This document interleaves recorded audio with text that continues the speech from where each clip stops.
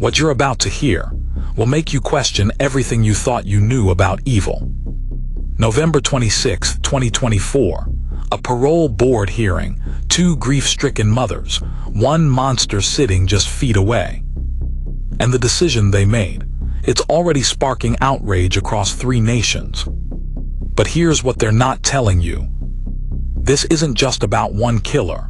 This is about a system that moved Canada's most dangerous predator to a medium-security prison, and didn't tell the victims' families until it was too late. His name sends shivers down the spine of an entire nation. Paul Bernardo, the Scarborough rapist, the schoolgirl killer, one half of the Ken and Barbie killers. But the real horror, what he's doing right now behind bars that nobody saw coming. October 17, 1987, a pet convention in Scarborough, Ontario. 2 attractive young people lock eyes across a crowded room. 23-year-old Paul Bernardo, blonde hair, blue eyes, charming smile, the kind of guy who could sell you anything. 17-year-old Carla Homolka, pretty, popular, working at a veterinary clinic. They looked like they belonged in a fairy tale. But here's what no one knew that night. 6 months before they met, Paul Bernardo had already committed his first rape. And Carla, she would become something far worse than a victim, something that would shock criminal psychologists for decades to come. May 4, 1987, 13 months before he met Carla. A 21-year-old woman gets off a bus in Scarborough. It's late. She's tired. She just wants to get home. She doesn't notice the man following her. Right outside her parents' house, where she thought she was safe, he strikes from behind. Imagine that moment. Your home is right there. Safety is just steps away, but you never make it. The Scarborough rapist was born that night. And over the next 3 years, he would attack again, and again, and again. 14 confirmed victims, all young women, all stalked at bus stops, all terrorized in their own neighborhoods. But here's the part that will make your blood run cold. Police had his DNA sample by 1990. They had a composite sketch. They interviewed him twice. And they let him go both times. Now let's talk about Carla. Because this is where the story becomes something unnatural. Most people, when they discover their partner is a rapist, they run, they call the police, they get out. Carla Homolka did the opposite. She didn't just stay, she didn't just keep his secrets. She became his accomplice. And the first victim she helped him destroy, her own baby sister. December 23, 1990. While families across Ontario decorated trees and wrapped presents, while Christmas carols played on the radio, the Homolka household was hosting a different kind of party. 15-year-old Tammy Homolka, bright, beautiful, excited for Christmas morning. She had no idea her older sister was about to drug her. Imagine trusting your sibling more than anyone in the world. Now imagine, stop right there. Because what happened next is so disturbing, so utterly unfathomable, that when the truth finally came out, the nation's psychologists couldn't explain it. Carla stole animal tranquilizers from her veterinary clinic. She laced Tammy's drinks, and then she sat there and WATCHED as Paul Bernardo raped her unconscious sister. But she didn't just watch. According to testimony that would emerge years later, Carla participated in the assault. Like and subscribe. And then Tammy started choking on her own vomit. What happened in the next 17 minutes would determine whether these 2 faced justice or got away with murder. They didn't call 911 immediately. First, they cleaned up. They dressed Tammy. They hid the videotape. They rehearsed their story. When paramedics arrived, they found what looked like a tragic accident. A teenager who drank too much at a Christmas party. Tammy's parents, their own parents, had to bury their youngest daughter 2 days after Christmas. And Paul and Carla, they attended the funeral, Paul was seen caressing Tammy's body in the open casket.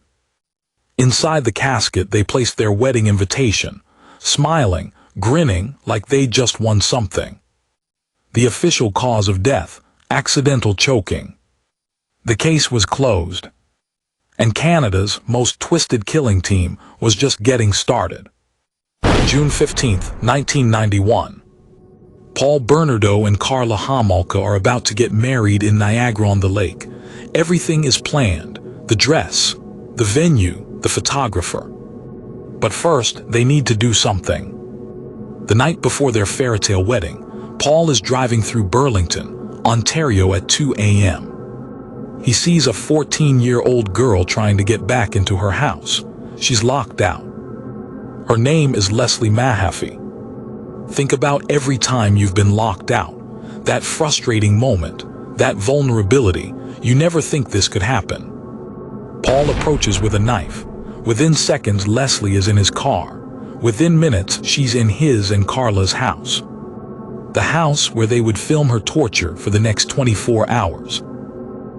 Like and subscribe. I'm not going to describe what's on those tapes, but I'll tell you what investigators said when they finally saw them. Seasoned homicide detectives, men and women who'd seen every horror imaginable, walked out of that viewing room and couldn't speak. Some quit their jobs, others needed years of therapy. One investigator later said, "In 30 years of police work, nothing came close to the depravity we saw in those videos." And here's what makes it worse. Carla wasn't just present, she was directing scenes. She was participating, she was. Stop. Let's talk about what happened next. June 29th, 1991.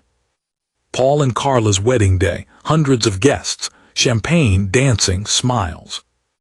While they're cutting their cake, posing for photos, celebrating their perfect love, Leslie Mahaffey's dismembered body parts are being discovered in Lake Gibson.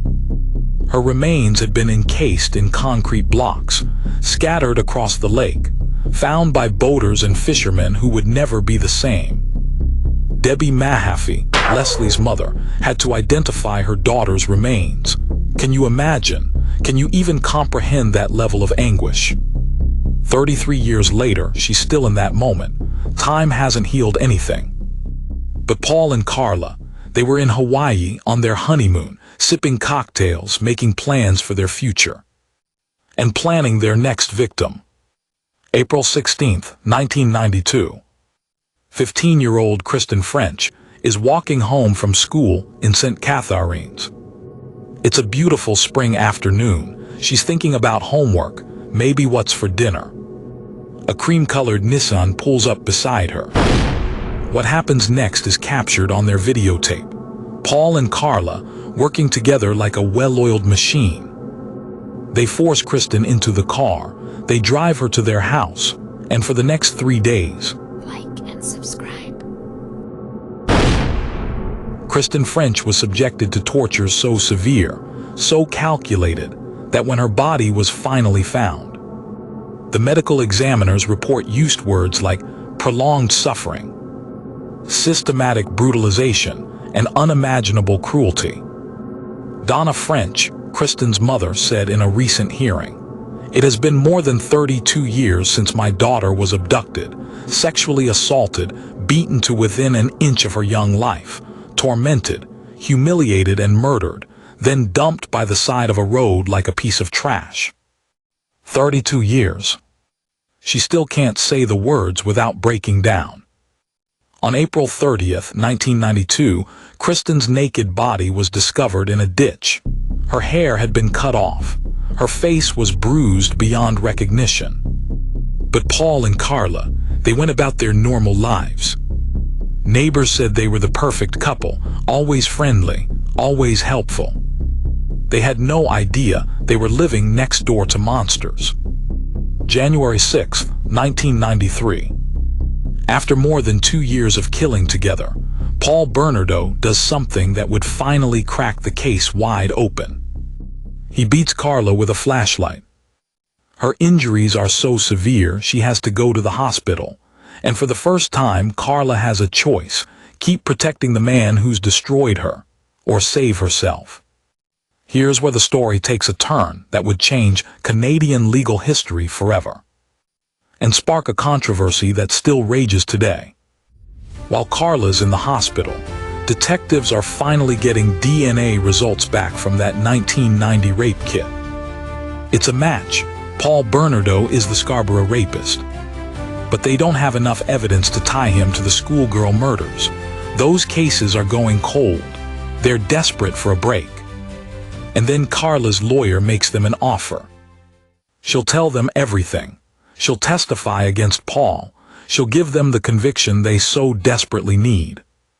In exchange, 12 years, manslaughter, not murder. The prosecution agrees. They call her a battered wife, a victim of abuse, an unwilling participant. They make the deal on February 17, 1993. The families of Leslie and Kristen weren't consulted. They found out about this deal with the devil from the media. Can you imagine? Your daughter's killer gets 12 years, and you hear about it on the news. But here's the twist that would haunt Canadian justice forever. Like and subscribe. After the deal was signed, after Carla was safely guaranteed her sentence, police found the videotapes, hidden in a light fixture in Paul and Carla's house. Hours and hours of footage. And what they showed: Carla wasn't a victim. She was an active, enthusiastic participant. On those tapes, Carla is seen drugging victims herself, sexually assaulting them, laughing and smiling during the attacks. At one point, telling Paul she wants to get many more young virgins for him. But the deal was already done, legally binding. She couldn't be charged with murder. The public went insane. Newspapers called it a deal with the devil. Protests erupted. The prosecutor who made the deal received death threats. September 1, 1995. Paul Bernardo's trial concludes. He's found guilty of 2 counts of first-degree murder, 2 counts of kidnapping, 2 counts of aggravated sexual assault, 1 count of manslaughter, Tammy Homolka. Sentence: life imprisonment with no possibility of parole for 25 years. He's designated a dangerous offender, a label reserved for Canada's most brutal criminals. But Carla, she serves her 12 years, gets out in 2005, changes her name, moves to Montreal. And here's what will make you sick. She's free right now, living under a different name, remarried, has children, while the families of her victims live in perpetual hell. May 2023. After spending 28 years in maximum security prisons, Paul Bernardo is transferred to La Macaza Institution, a medium security prison in Quebec. The victims' families weren't told until after the move was complete. Tim Danson, the lawyer for the French and Mahaffey families, said, for someone this dangerous, to be transferred from maximum security to medium security, and that the victims have no right to know why, is really offensive. And it's unfair, it's unjust, and it's hurtful to them. Why was he moved? According to Correctional Service Canada, his security risk assessment indicated he was no longer a flight risk. Let me say that again. They determined that Canada's most notorious killer was safe for a medium security facility. Public outrage was immediate. Politicians from all parties condemned the move. Ontario Premier Doug Ford said, "This scumbag Bernardo should rot in hell." But the damage was done. Bernardo was already comfortable in his new home. November 26, 2024. Just days ago, Paul Bernardo, now 60 years old, appears before the Parole Board of Canada for the 3rd time. He's asking for day parole, or at minimum, escorted absences to attend sex offender programs in the community. Think about that, community programs, where your children play, where your families live. During the hearing, Bernardo speaks, and what he says is chilling. He talks about his progress, his insights, his victim's stance that he adopted due to childhood trauma. Like and subscribe. When asked how victimizing girls and women could be seen as revenge, he says, "I wanted to pay the world back." Debbie Mahaffey, whose daughter was tortured and murdered by this man, sits in that hearing room and has to listen to him talk about himself as a victim. She tells the board, "The biggest destruction of the peace and joy and hope in my life has been and remains Bernardo. I remain hopeful that you understand the sadistic, manipulative and psychopathic nature of Bernardo's behavior and the endless threat he represents to public safety." After deliberating for 30 minutes, the parole board denies his request. But here's what nobody's talking about. He can apply again in 2 years. And again and again and again. Every 2 years, these families have to relive the worst moments of their lives. Ryan Mahaffey, Leslie's younger brother, who was just 7 when she was murdered, gave a statement that brought the hearing room to tears. He said, "As a child, I lost one of the largest parts of my world, and to my mother and father's own grief, I lost them.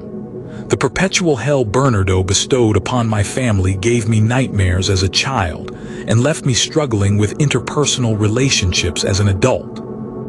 He went on, "When I became a father, we agonized over what to name our kids. We wanted to honor Leslie by name but couldn't, for fear of what they will find when they or others Googled their names." Think about that. He can't even name his children after his murdered sister, because Paul Bernardo has infected everything. So where is Paul Bernardo now? He's in La Macaza institution in Quebec, in medium security, where he has more freedom than he's had in 3 decades.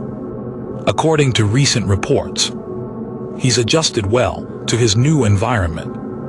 He's taking French lessons. He's making plans for employment and a place to live. He believes he's ready to gradually step back into society. And subscribe. His correctional officer says he's overestimating his progress while underestimating the risk he presents. Here's the brutal truth that keeps victims' advocates up at night. In Canada, there is no sentence that prevents parole hearings. Bernardo is designated a dangerous offender, but he still has the right to apply for release every 2 years. Which means Debbie Mahaffey, Donna French, and their families will have to do this again in 2026, and 2028, and 2030, for the rest of their lives. The Correctional Service of Canada says all procedures were followed correctly with his transfer. The Parole Board says he still poses significant concern about his risk of sexual recidivism. But here's the question no one can answer. If he's such a risk, why is he in medium security? And what happens if, in 2 years or 4 or 10, a different parole board makes a different decision? Like and subscribe. This isn't just Canada's story. This is about how justice systems worldwide handle the most dangerous offenders. It's about how society balances punishment with rehabilitation. It's about whether some crimes are simply unforgivable. 33 years ago, 3 young girls, Tammy, Leslie, and Kristen, had their entire futures stolen by 2 people who looked like the perfect couple. Their families have been sentenced to a lifetime of grief, trauma, and re-traumatization every single time Bernardo applies for parole. Meanwhile, one killer serves time in medium security, planning his future. And the other, she's free, living her life, while her victims can never live theirs. The question isn't where Paul Bernardo is now. The question is, where will he be in 2 years? And that's what should terrify us all. In the darkness, whispers become screams, secrets become weapons, and the truth becomes deadly. This is True Crime Mysteries, The Shadow Lens. Every week, we uncover the stories they don't want you to know, disappearances, cold cases, and the mysteries hiding in plain sight. Subscribe now, and step into the shadows with us.